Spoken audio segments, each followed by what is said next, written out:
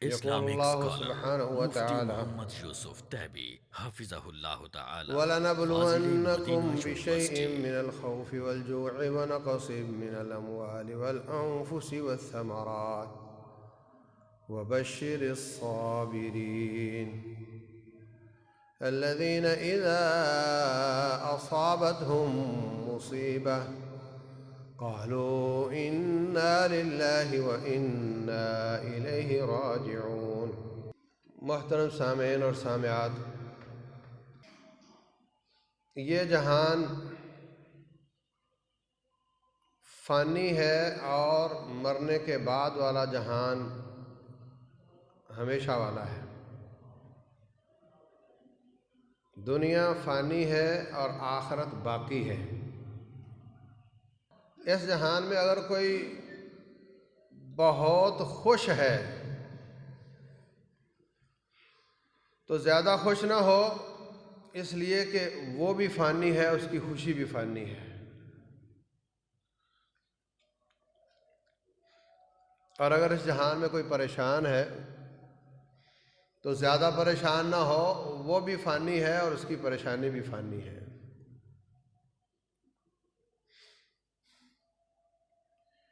ये जहान इम्तिहान है। इम्तिहान थ्योरी वाला भी होता है, प्रैक्टिकल वाला भी होता है। बच्चे पेपर देते हैं, कुछ पर्चे लिखने के होते हैं, कुछ प्रैक्टिकल के होते हैं। इसमें दोनों चीज़ें हैं, दोनों चीज़ें हैं। जब बच्चा लेबॉर्ट्री में जाता है और उसको मुख्तलिफ़ चीज़ें पेश की जाती हैं, ये महलूल है, ये केमिकल है, ये जार है, ये सब चीज़ें हैं। इन चीज़ों को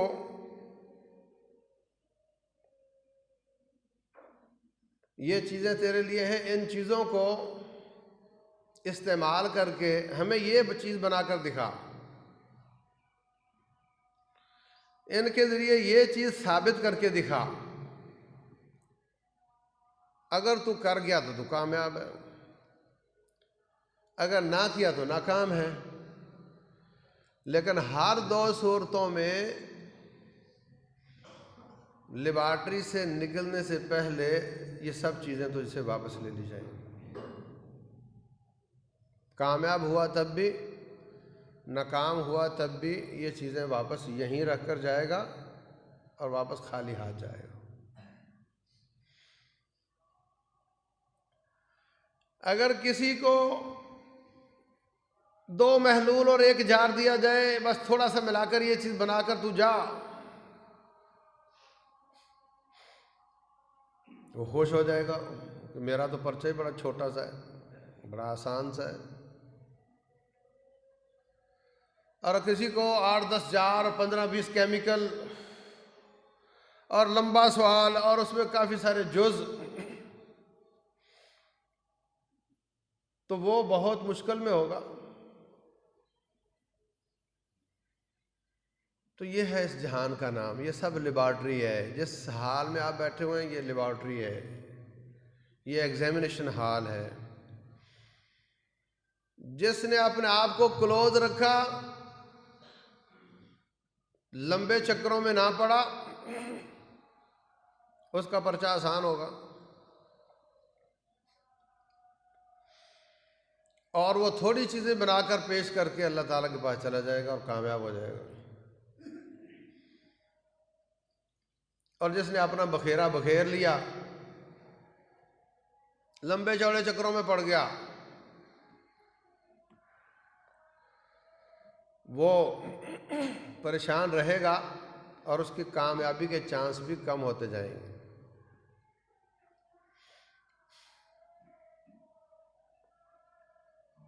अल्लाह अकबर। रसूलुल्लाह सल्लल्लाहु अलैहि वसल्लम फरमाते हैं, अल मुक्सिरून हुमुल मुकिल्लून,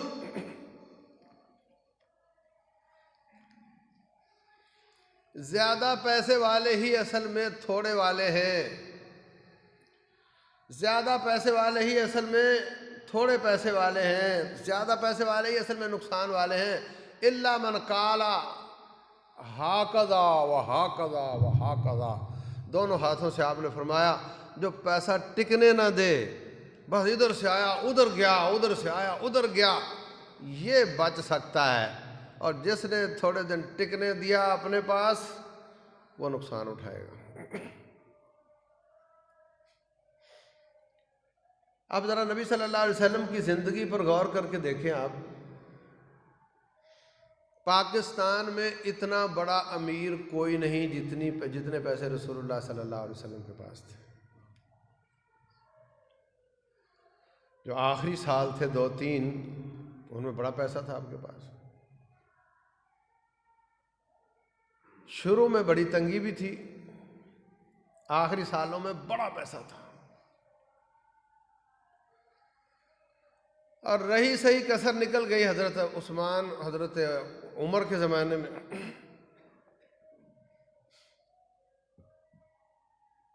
कि कैसरो किसरा के सोने के चांदी की ज़मीन और सोने के दरख्त और हीरों के फूल, उनके बागात को उखेड़ कर लाया गया और लाकर के मदीना में ढेर किया गया। और लाकर दोबारा उनको फिक्स करके देखा गया। उनको फिक्स करने वाले जो कील थे वो भी सोने के थे, और उनमें से एक कील भी कम नहीं निकला।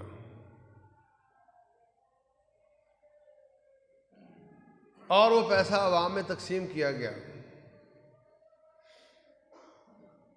लेकिन अमीरुल मोमिनीन के लिए 5वां हिस्सा होता था। वअलमू अन्नमा गनिमतुम मिन शै फअन्न लिल्लाहि खुमसहु व लिरसूलिही। रसूलुल्लाह सल्लल्लाहु अलैहि वसल्लम को भी हर गनीमत का 5वां हिस्सा ज़ाती तौर पर मिलता था, उनके बाद अमीरुल मोमिनीन को मिलता था। लेकिन उन्होंने टिकने नहीं दिया, टिकने नहीं दिया। अपनी ज़ात पर नहीं लगाया, अपने बच्चों पर नहीं लगाया, अपने घर पर नहीं लगाया।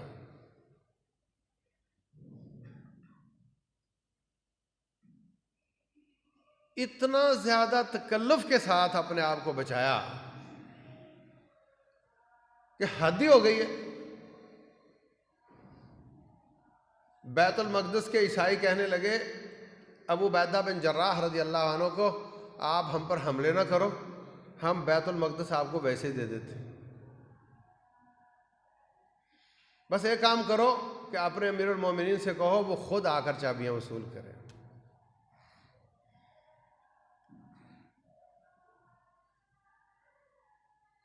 हद नहीं हो गई। आधी दुनिया का खलीफा और बैतुल मक़दिस की फतह की चाबियां लेने जा रहे हैं, एक सवारी और एक गुलाम के साथ। 2 सवारियां ले लो, लंबा सफ़र है। एक गुलाम की हो जाएगा, आपकी हो जाए। वैसे तो कानवाई जाना चाहिए था, गैर के इलाके में जा रहे हैं, सिक्योरिटी रिस्क हो सकता है। मदीना में तो ठीक है, लेकिन बाहर निकल रहे हैं आप, अजीब आदमी।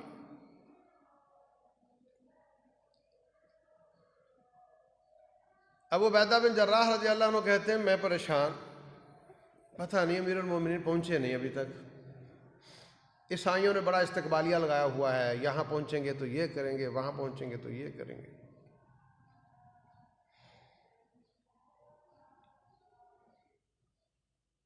इलाके से बाहर निकलकर इंतज़ार कर रहे हैं अबू बैदा बिन जर्राह रज़ी अल्लाह अन्हु कि आए तो इधर से ही आएंगे। दूर एक सवारी आती नजर आ रही है। कहते इस आदमी से पूछते हैं कि आपको रास्ते में कोई काफिला नजर आया? अल्लाह अकबर। जब करीब आए तो वही अमीरुल मोमिनीन थे। रास्ते में बारिश हुई थी, एक मंजिल सवारी पे होते थे, एक मंजिल पैदल होते थे। तो जब वहाँ पहुँचे तो उस वक़्त गुलाम के सवार होने का वक़्त था और बारिश थी, तो कीचड़ था, तो जूती हाथ में और पाँव कीचड़ में।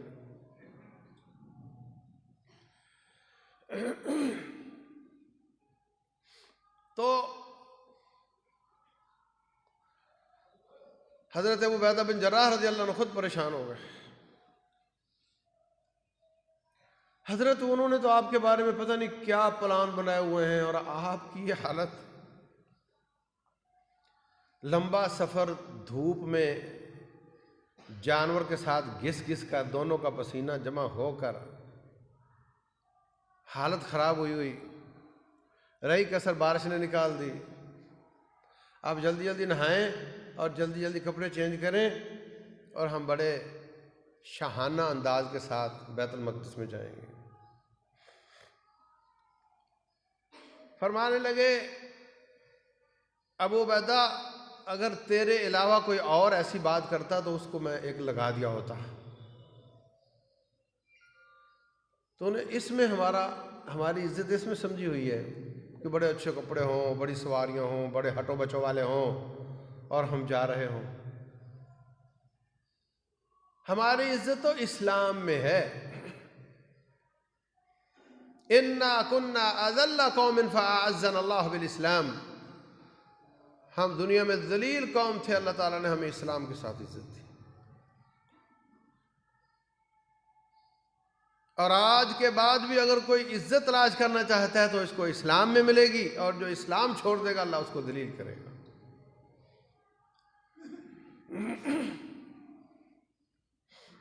तो मेरे भाइयों, नबी सल्लल्लाहु अलैहि वसल्लम और उनके साथियों की जो पैसे के हिसाब से प्लानिंग है, उस पर अगर आप गौर करें, नबी सल्लल्लाहु अलैहि वसल्लम फतह मक्का से हफ्ता बाद औतास के मार्के की गनीमतें तकसीम करते हैं। हज़रत अबू सुफियान रज़ी अल्लाह अन्हु को 100 ऊँट दे दिए,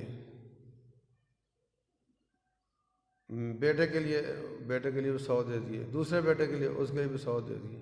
300 ऊँट, 3 लाख का ऊँट हो तो कितने पैसे बनते हैं?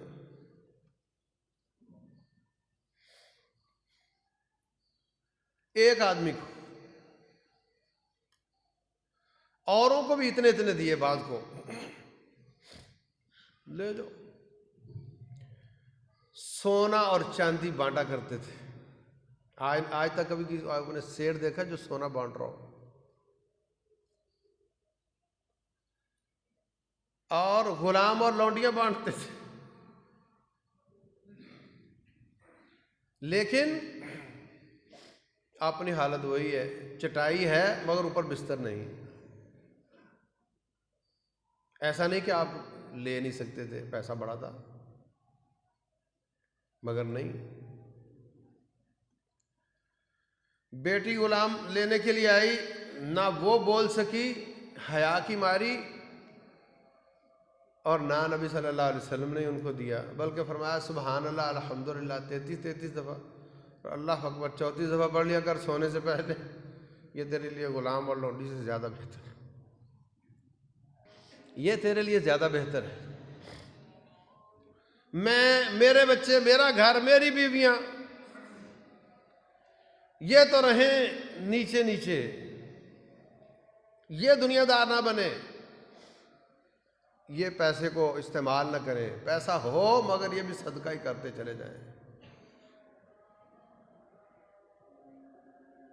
इस तरीके से रसूलुल्लाह सल्लल्लाहु अलैहि वसल्लम की ज़िंदगी में गरीब तरीन शख्स का भी नमूना मौजूद है, और दरमियाने दर्जे के शख्स का भी नमूना मौजूद है, और अमीर तरीन शख्सियत का नमूना भी आपकी ज़िंदगी में मौजूद है।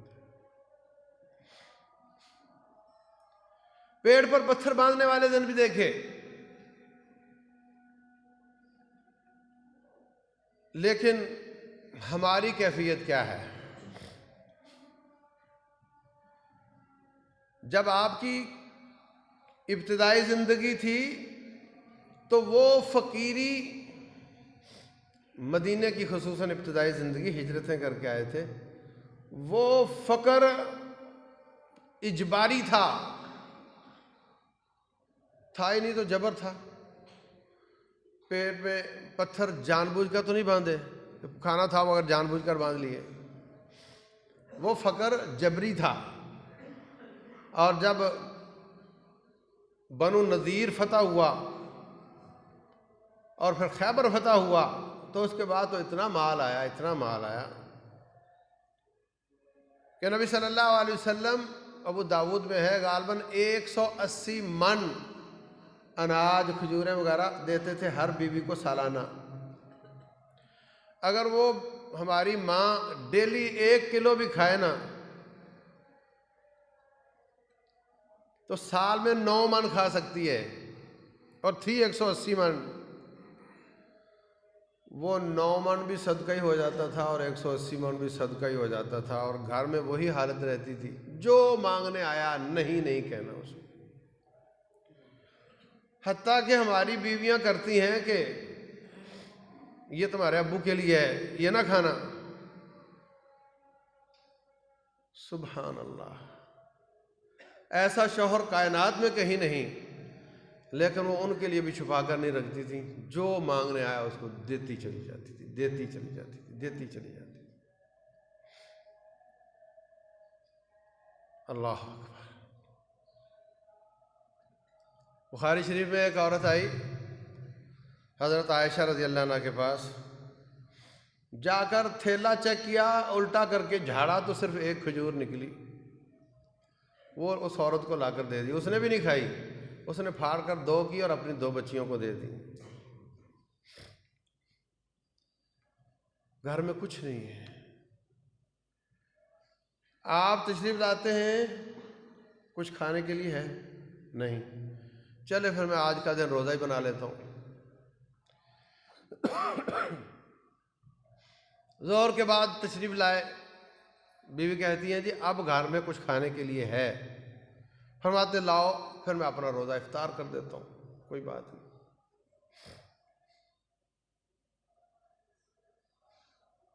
बिस्तर, क्या हम अपने किसी मस्जिद के इमाम साहब को बर्दाश्त करेंगे कि वो पत्तों की चटाई पे सोए और उसके ऊपर बिस्तर ना हो?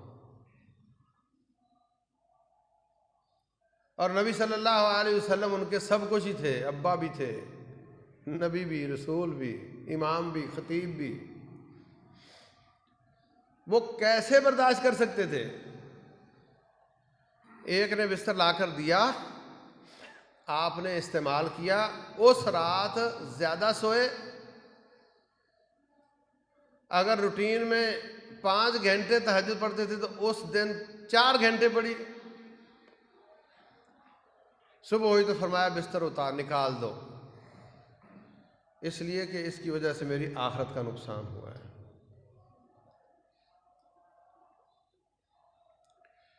ए तायर लाहूती, उस रिज़्क़ से मौत अच्छी जिस रिज़्क़ से आती हो परवाज़ में कोताही।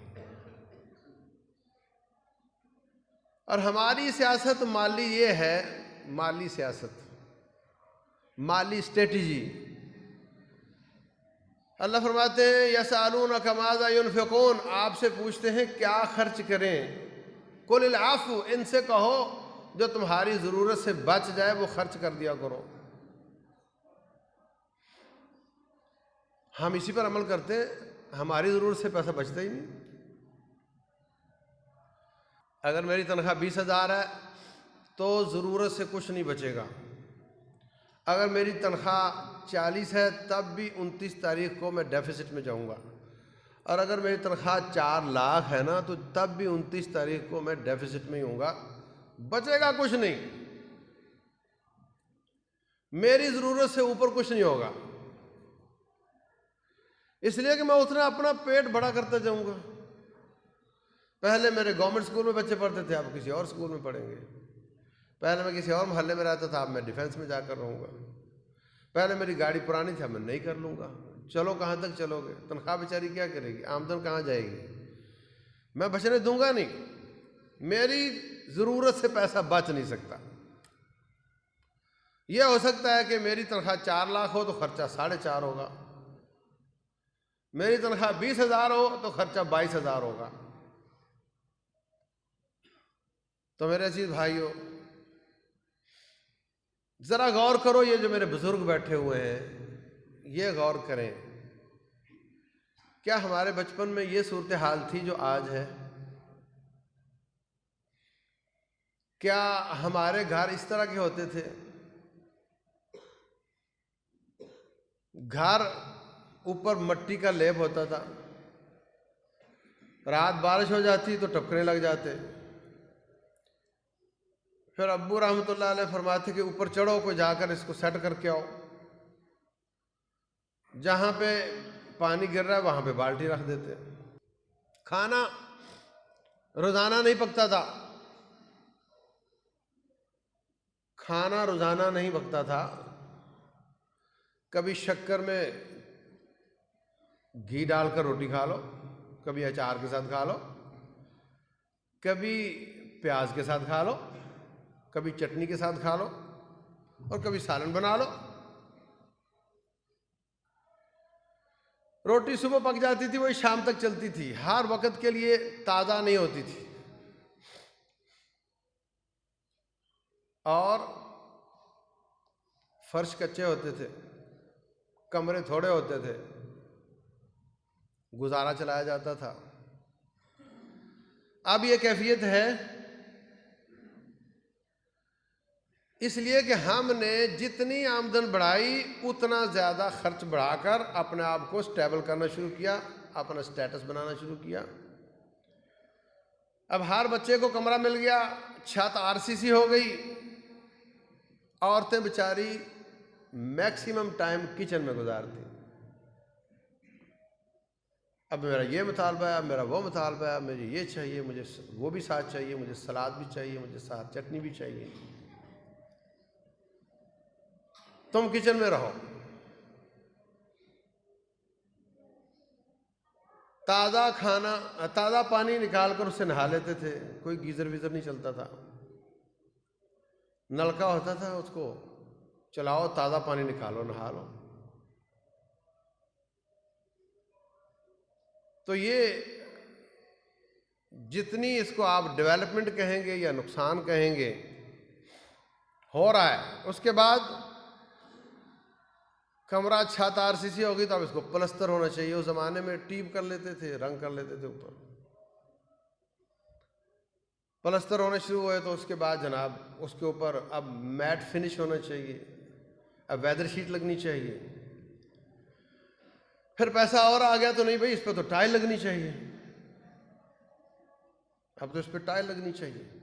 छत जो है अब इस पर फॉल सीलिंग होनी चाहिए।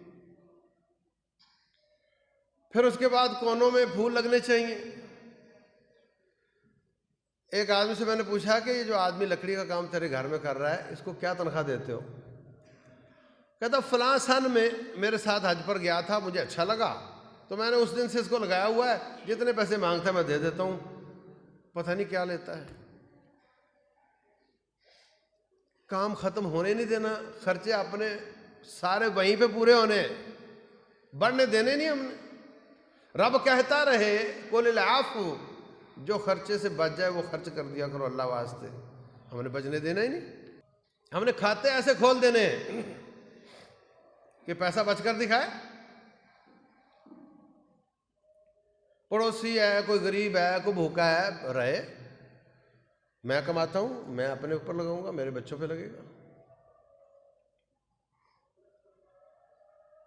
अल्लाह मुस्तआन।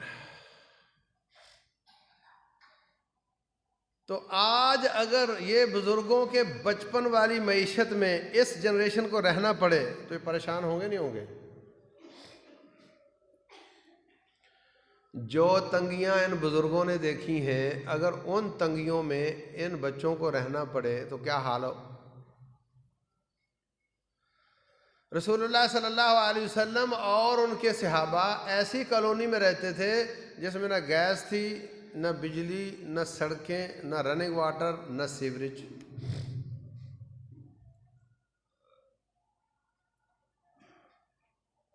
कुछ नहीं था। और जब कैसरो किसरा के सोने के बागात लाकर ढेर किए जाते थे, उसके बावजूद मदीने की गलियां पक्की नहीं की गई थी, वैसी की वैसी थी। हज़रत उमर ख़त्ताब रज़ियल्लाहु अन्हु के आखिरी दिन जब खंजर लगते हैं तो वहाँ हदीस में लिखा है कि मस्जिद में चिराग नहीं जलाया जाता था, मस्जिद में चिराग नहीं जलता था।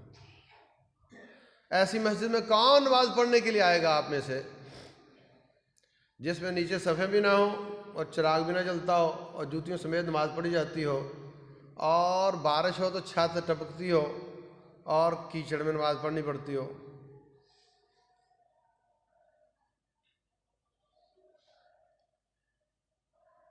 अल्लाह अकबर। तो मेरे अजीज भाइयों, उन्होंने कैसर और किसरा फतह किया, आधी दुनिया फतह की, इसलिए कि वो तकलीफ़ें बर्दाश्त करने के आदी थे और हमने कोई चीज़ फतह नहीं की। अब दुश्मन हमें धमकी दे तो हम तो हाथ खड़े कर देंगे, हमसे नहीं होता। यही वो बुनियादी फ़र्क है अल्लाह की तौहीद के बाद, ईमान के बाद नाटो फोर्सेस में और अफगानियों में, यही बुनियादी फ़र्क है। वो मिनरल वाटर पीने वाले, पैम्पर लगाकर बैठने वाले, बर्गर खाने वाले, और ये जौहरों का पानी, टूटी जूतियां, फटे पजामों वाले, ये बर्दाश्त करना जानते थे, वो बर्दाश्त करना नहीं जानते थे। और यहीं पे ही कहानी खत्म होती है। इस वक्त हमारी बतौर कौम ये दौड़ लगी हुई है, मुल्क भी यही कहता है, हुक्मरान भी यही कहता है, हम भी यही कहते हैं कि कोई ऐसी शक्ल हो कि हम तरक्की कर जाएं, जहां कच्ची सड़कें वो भी पक्की हो जाएं, जिसके पास मोटरसाइकिल है वो कार वाला हो जाए, हम तरक्की कर जाएं, यही चाहते हैं। लेकिन उमर बिन खत्ताब रज़ियल्लाहु ताला अन्हु फरमाया करते थे, मेरा जो गवर्नर बनेगा वो 4 जायज़ काम नहीं करेगा। नंबर 1, छना हुआ आटा नहीं खाएगा, वो जौ का आटा तिनकों वाला बगैर छान कर खाएगा। नंबर 2, ऊंचे कद का घोड़ा इस्तेमाल करेगा। नंबर 3, जीन लगाकर नहीं, छलांग लगा के चढ़ेगा, उसकी नंगी पुश्त पे जाएगा। और नंबर 4, मोटा कपड़ा पहनेगा, बारीक कपड़ा नहीं पहनेगा। चारों काम जायज़ हैं, मगर मैं अपने गवर्नर को नहीं करने दूंगा। जिसको शर्तें कबूल हैं बन जाए गवर्नर, वरना मैं किसी और को बना दूंगा।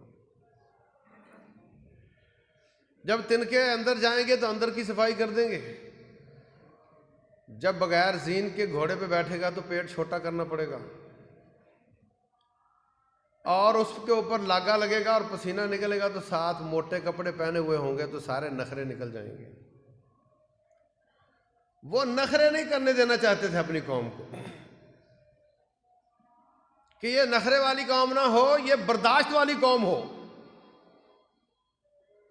इस वक्त जो शोर है और जो शोर मजीद बढ़ेगा,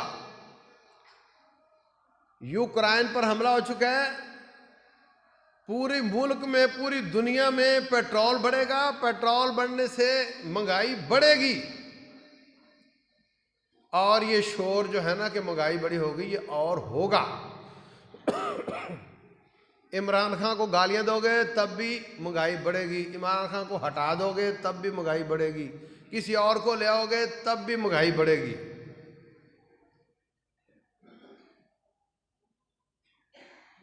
हल इसका,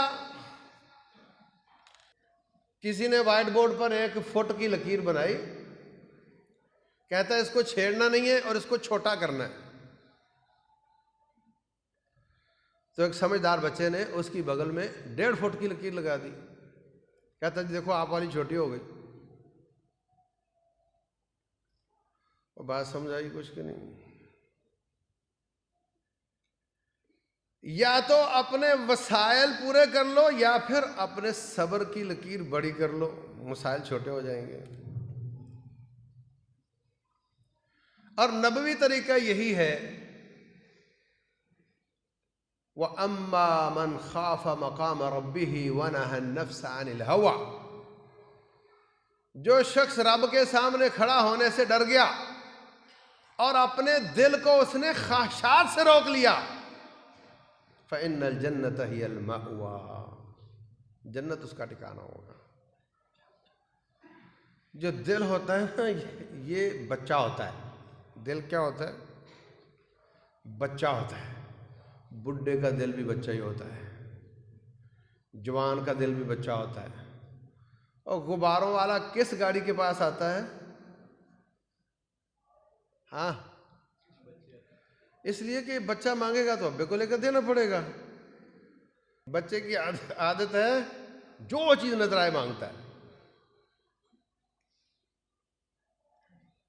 मेरा बच्चा बचपन में पेट्रोल पंप देखा, कहता मुझे पेट्रोल पंप लेकर दो। बच्चे का काम है जो चीज नजर आई वो मांगनी है उसने। और बुढ़े का या जवान का दिल क्या कहता है? वो भी हर चीज मांगता है। वो अच्छी गाड़ी गुजर गई, पता करो ये कौन सा मॉडल है। कोई अच्छी बिल्डिंग देख ली, है मेरा घर क्या है, मैंने क्या कमाया है, घर तो इसका है। तो जिस तरह बच्चे को क्या करते हो, जब चीज ना लेकर देनी हो तो क्या करते हो, ऐसे ही अपने दिल को समझाया करो। हर बात दिल की नहीं मानी जाती, ना बच्चे की मानी जाती। फरमाया वो अम्मा मन खाफ मकाम रब्बे, जो अपने रब के सामने खड़ा होने से डर गया, वनहा नफ्स अनिल हवा, और उसने अपने दिल को ख्वाहिश से रोका। ये नहीं कि जो अंदर ख्वाहिश आई, अच्छा मैंने कमेटी डाली हुई है ना, अगली बार ये कारपेट चेंज करा दूंगा, अच्छा मैंने कमेटी डाली हुई है, मैंने सेकंड टाइम भी काम शुरू कर रहा हूं, तो बच्चों परवाह नहीं करो, अगली बार मैं तुम्हारा फर्नीचर चेंज करवा दूंगा। यह तरीका ठीक नहीं कि जो तुम मांगोगे मैं पूरा करूंगा। तरीका ठीक ये है कि इसको रोको, इसको मना करो कि तू ना मांग, तू गुजारा कर।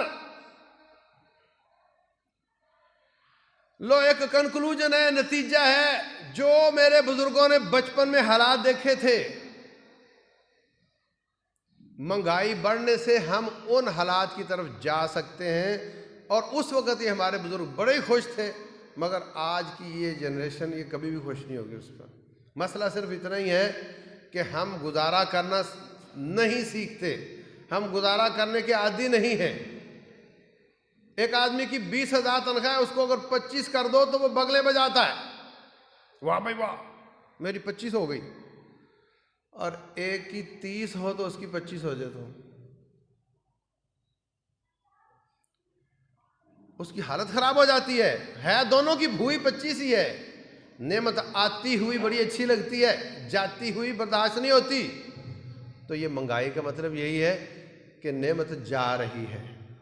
और ये मेरे रब का पहले दिन से ऐलान है, वला नबलुवन्नकुम, हम तुम्हें जरूर आजमाएंगे, बिशैइन मिनल खौफ, खौफ के साथ, वलजू भूख के साथ, वनक्सिम मिनल अमवाल वल अनफुस वस्समरात, तुम्हारे माल, तुम्हारे फल, तुम्हारे नखरे कम करके हम तुम्हें आजमाएंगे। और ये हमारे इम्तिहान का हिस्सा है। वबश्शिर साबिरीन, उस वक्त जो चाचा करेगा वो फेल हो जाएगा, और जो सब्र करेगा वो पास हो जाएगा। ये मुजाहरे, ये धरने और ये निजी मजलिसों में बैठकर बदगोइयां करना, ये सब बेसब्री की निशानियां हैं। ये करने वाला कामयाब नहीं है। कामयाब वो है जो इन चीज़ों को अल्लाह ताला की तकदीर समझे। मैं कहता हूँ हुक्मरान करप्ट होकर महंगाई बढ़ा रहा हो तो हमारे ही बदअमालियों का नतीजा है, और अगर उसका कसूर ही ना हो तो फिर तो साफ साफ हमारे अपने बदअमाली हैं। यह अल्लाह तबारक व तआला की आजमाइश है। जिस तरह मैंने शुरू में अर्ज किया था, जैसे बच्चा लेबॉर्ट्री में जाता है कि तुम ये चीज़ें लो और इससे हमें ये चीज़ बनाकर दिखाओ, और जाते वक्त हमारा सामान इधर ही छोड़ देना। ऐसे ही हम इस जहान में आए हैं, और जो जान माल औलाद हमें अल्लाह ने दी है, आंखें देखने की, कान सुनने के, इन सब को बुरे कार लाकर रब को खुश करके दिखाओ। करोगे तो कामयाब हो जाओगे, नहीं करोगे तो जाने से पहले ये सब चीज़ें वापस देनी होगी। कोई एकदम दे देता है, कोई किस्तों में दे देता है। अभी घुटने काम नहीं कर रहे, फिर थोड़ी देर बाद चश्मा लग गया, फिर थोड़ी देर बाद ऊंचा सोने लग गया। किस्तों में जाएगा या एकदम जाएगा, मगर जाएगा। माल भी उसमें से एक चीज है, ये भी जाएगा। अल्लाह तबारक व तआला कसम उठाकर कहता है मैं तुम्हें आजमाऊंगा माल कम करके। तनख्वाह इतनी रह जाएगी, महंगाई इतनी हो जाएगी कि सिर्फ रोटी चलेगी, फ्रूट नहीं खा सकोगे। वनक़्सिम मिनल अम्वाल वल अनफुसि वस्समरात, फल नहीं होंगे। वबश्शिर साबिरीन, कामयाब वो है जो सब्र करे, जो वावेला करे, जदा फजा करे, ऑल फॉल बके, वो नाकाम है। तो अजीज भाइयों, अपने रवैये ठीक करके, अपनी औलादों की तरबियत करके, अपने मेयार ज़िंदगी को खुद कम करके, अपने दिल को ख्वाहिशात से रोक करके इसका इलाज किया जा सकता है, सब्र करके। तो इसका अजर मिलेगा। इन्नमा युवफ़्फ़ा साबिरून अजरहुम बिग़ैर हिसाब। सब्र का अजर बगैर हिसाब के होता है। वावेला करके, जदा फजा करके, धरने देकर होना फिर भी वही है जो रब ने लिखा है, अपना अजर ज़ाया कर लोगे। अल्लाह तबारक व तआला जो मैंने अर्ज़ किया समझने और अमल करने की तौफीक दे। वमा अलैना इल्लल बलाग।